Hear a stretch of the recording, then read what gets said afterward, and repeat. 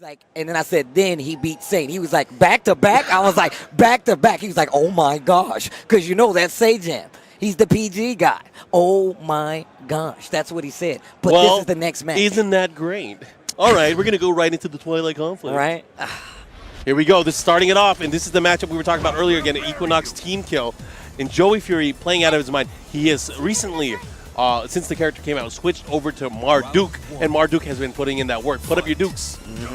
Right now, starting it off, goes for the VTS1 while standing one. Fishing away for those hits, and you know, Cuddlecore, this is a big question here. Does Cuddlecore have the experience yet versus Marduk, especially versus Joey Fury's Marduk? I mean, I think both of them were at, what is it, Toronto Clash or something yes, like that? Yes, they were. Both of them were there, and I can't remember how that turned out between the two, but I'm still interested to see how it finds out. First round, going to go to Cuddlecore, though. And he's sticking to this Marduk. We've we've all been asking him, and a lot of people have been saying he's known for his Jack play. That's what got him so much success last year. But the Marduk pick, I feel like, is something that is definitely becoming a meme. He gets all the damage. Sure. He gets the unfamiliarity because there's not many people to play Marduk. Yeah. And he can do some of the best stuff. He has great tech and fundamentals. And that's the thing, too. I feel like his spacing, just his overall knowledge of the game, is what's helping him carry this character as well. Because it's not just Marduk. This is Joey Fury, baby. His, like, the thing is, Marduk has been historically one of the harder characters to play. He has great damage. His combos are a little more difficult, and he's a very intimidating character. However, he's still not easy to impose a victory on, especially a player like Cuddlecore. No break from the normal pro. Yeah, and not just that. I mean, you know, he's a big target. It's much like Jack, he's going to have a harder time to avoid certain things. Not just that, he is a target. When he's in a combo, a lot of extra beefy hits. He's one of the big characters. All right, down 4 once again. Man. Nice, 4-4-3-2. Pushing towards the wall, goes for the big pancake slap. This round is going a lot differently for Joey Fury. Oh, and he gets a big wall rising 3 launch. He's going to get the wall here. What kind of adjustment are we going to see? No, the miscalculation. Yeah, tries to get the normal air throw just to close out. Doesn't need it. The down 3 is going to close it. Joey Fury, 1 round in his first game, great break on the tackle. And that's one of the things I like seeing from Joey Fury. His persistence using the Valet Tudo stance, creating mix-ups, and also going for the tackle. The thing is, he goes for the tackle state. Mark doesn't get hurt for going to tackle. It's very rare that people actually punish the rush from the tackle. Oh, yeah. The thing is, he is so persistent with it, it's forcing his opponents to stay aware. That opens up so many other opportunities offensively. Breaks the balcony. Oh, downstairs, baby. Goes for the rush mix up there with the wall rising 2. Get off of me. I said no. All right. Let's see what kind of mix up. Nice. Down forward 3. That could have been a launcher. It could have been the round. It could have. The blue one blocked. 20 seconds left on the clock. Cuddlecore thinking about it. Yo, that big drumstick. 2 rounds straight back. Final round, first game. Cuddlecore versus Joey Fury. Man, this is a tearjerker. Anybody's match. Again, this is loser's bracket. Only one of these players will be moving on. We already talked about how many great players there are still left in the tournament in the loser side. Again, these players are going to have their work cut out for him. Nice down 3. Able to get additional damage, but a low parry. Okay. This nice. is actually big. He's going for the real combo. Into the throw. He wants to switch the positioning, and that was very smart. Knowing that it goes to a 3/4 back stance from there. All right. Cuddlecore needs to close this out. Whoa, another low parry. And this is clutch. He's going to go for the rage drive. Okay. He's going to get the mix-up. If he gets this, it's over. He gets the double. Oh, my gosh. He bet it all. He bet it all. Listen, I'm going to tell you right now. That's why it's so vital versus Marduk. He's a harder character to play. It's a lot harder to get that damage. But if you get the damage, it's always game-changing. Yep. Right there, one guess spelled the end of Cuddlecore after a 2-2 count on the round. So now you have to be aware of those things. And you got to think about it. The options that we're probably going through is that, do I finish this combo? Do I go for the air throw? Do I go for the rage art? He opted for the rage drive, knowing that the rage drive has the most potential damage, but he had to get the mix-up, and it worked out in his favor. Look at that. Joey Fury up 1-0 right now versus Cuddlecore. And, you know, Cuddlecore started off on fire. She won 2 straight rounds. Joey Fury had to come back 3 rounds straight there in that sequence. Yeah, and we're still on this. Nice wild standing 1. This time getting the second hit, too. Very solid play here from both of these guys. Life's just about even after that down 4. There's the slide. Shoe shine to follow up. While standing 1 and back her up a little bit. No back tech. That's going to give you a free follow-up. You have to be ready for that. Hey, Steve, I got to ask you something. Yes, sir. I haven't been paying attention, but one of your boys, where's Rongchu in the bracket? He's still on winner's side. He should be coming up pretty soon. Oh, man. I haven't seen him yet. I mean, I don't think I've even seen him on stream. No, he played first. He played first when me and Rip were on here. You came in a little later, so you ain't seen him, but he's still on the winner's side, if I'm not mistaken. Well, that's the thing. I'm trying to, count all the killers that are here. So we still have Knee that we haven't seen yet today. No back tech. That is actually starting to hurt Joey Fury. Yeah, and right now, I feel like Cuddle Core is learning. She's a learning computer as we're going through this matchup. And again, much like the last match, she is up 2 rounds straight. Here we go, and let's see if she's able to close it out. A no-round round here. 3 straight rounds would do her very well to tie up the series. Oh, the hop kick. Could have had a combo there. Didn't believe in it, though.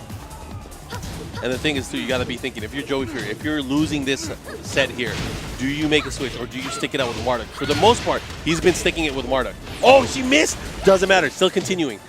Got to be careful Tekken here in Tekken, bro. You can still get caught. Double chainsaw. Oh, into the power crush, but nice presence of mind there, able to pull the brakes on. Look at this, another opportunity. Joey Fury with the... you got to respect it. You got to respect it. You got to respect it. Because he needed something big if he wanted to take back the momentum. Cuddle Core says, no, not this time. The thing is, it was able to get the evasion portion of it, but just the hit was a bit too slow. He had the right read, but not quick enough. Oh, man. He's sticking to Marduk. Marduk's. Lots of thought going on this, man. Joey Fury, a very, very smart player, right? And he's one of those guys who who takes his losses and his victories very seriously. Especially after his Tekken World Tour run last year. Very much one of the people that players looked at to say, well, look, what am I doing? Especially on the side of the United States. Team kills are always no fun. Yeah. I promise you that. Especially in the loser's bracket, because one of these players is going to have to sacrifice not only their energy and put it back into their teammate. Yeah, you still got to go in and support your teammate. Yeah. That's why I say this I make is the like reference to NASCAR. Special salt. No, like, that's why I make the reference to NASCAR. You know how they have the slingshot where, a lot of times you let your teammate pass because they might have a lap lead It's on a you. baton pass, baby. Yeah, it's the same thing. So in this instance, it's not the same because in fighting games, you got to give your all no matter what. Yeah. But the minute that victory happens, you got to transfer all the vibes, all your goodwill of victory to your teammate. And that's the thing. People, I don't know if they believe in that or not. It's real. Yeah, it's real. Man. Energy is contagious. I can tell because I got hit by the table earlier. Whether it's kinetic energy or what, right? It hurts. There we go. Believing in that hop kick, but the pressures. Doesn't matter. She was able to close that, but that was a big foobar there.